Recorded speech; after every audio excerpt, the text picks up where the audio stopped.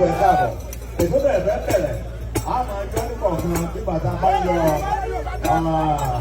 ẹyọ hóró yẹ ìmúlára òkè láti fi fún ghana fún akọ́lùkù wa ni mo kí lẹ́ẹ̀kan sí o ẹ káàbọ̀ mo kí ọba tí mo sábà láfíà ọba àbúrò sí ìpínlẹ̀ wọ́n ti wà níbi pẹ́ tí wọ́n gbẹ́dọ̀ ọba kárí wọ́n ń gbé ìgbìmọ̀ wọ́n ti ń gbé ọba.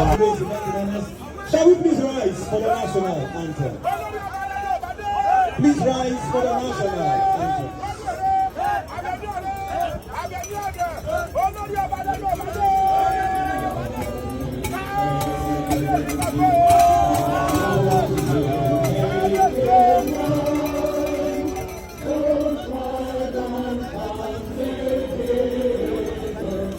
Gẹ́gẹ́ bí a ṣe mọ̀ wípé bí a bá dá ọjọ́ àpé bàbá sì dá ìgbà kò òní ọjọ́ 5 oṣù kẹrin ọdún 2025 ní ayẹyẹ ìwúyè aláàfin titun aláàfin ìkẹrìndínláàádọ́ta ọba aláìlúwà Abímbọ́lá Akeem Ọwọ́adé.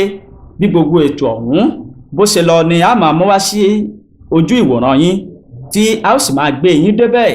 Aláàfin ti wọlé báyìí, gbogbo ètò gbogbo ó ti bẹ̀rẹ̀ ní pẹrẹwu.